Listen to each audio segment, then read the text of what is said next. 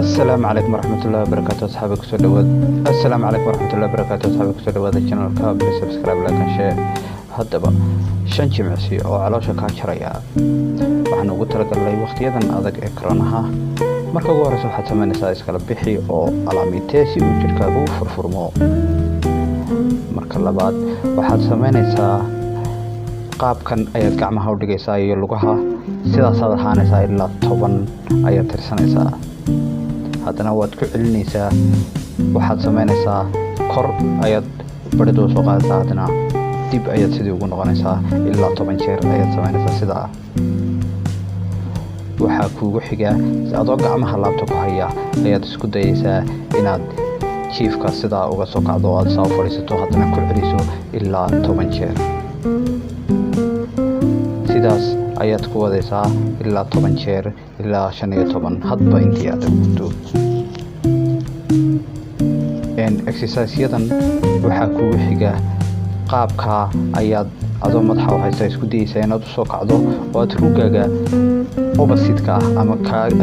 ka soo horjeeda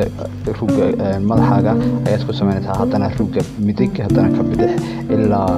10 jeer iyo wixii aad awooddo adigu exercise-yadan waxaad samayn kartaa maalintii 15 daqiiqo subaxdii adiga iyo carruurtuba waqtigan koronaha ee adag ee lagu jiro exercise-yadani waa exercise yaryar oo fudud oo ka caawin kara waqtigan adag ee lagu jiro si aad adiga iyo reerkaaguba aad caafimaad u heshaan oo aad u samaysaan waqtina aad u wada qaadataan channelkan waxaad ka helaysaa waxyaabo fara badan oo faa'iido leh haddaba ku xidhnow channelka qaybta shanaad uguna dambaysa waxaad samaynaysaa sida tan adiga oo sidaas afartaba u dhigaya oo marba lug soo qaadaya sidaas ayaadna ku celinaysaa hadba lugtiiba 5 jeer ayaad samaynaysaa iyo intii aad awooddo adigu intaa marka aad samayso subaxdii 15 daqiiqo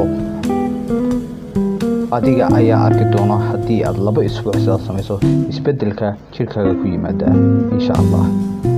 asxaabay haddaba subscribe like and share channelkan waa aniga Faysal Cabdiya ku soo dhawaada Faysal Cabdi official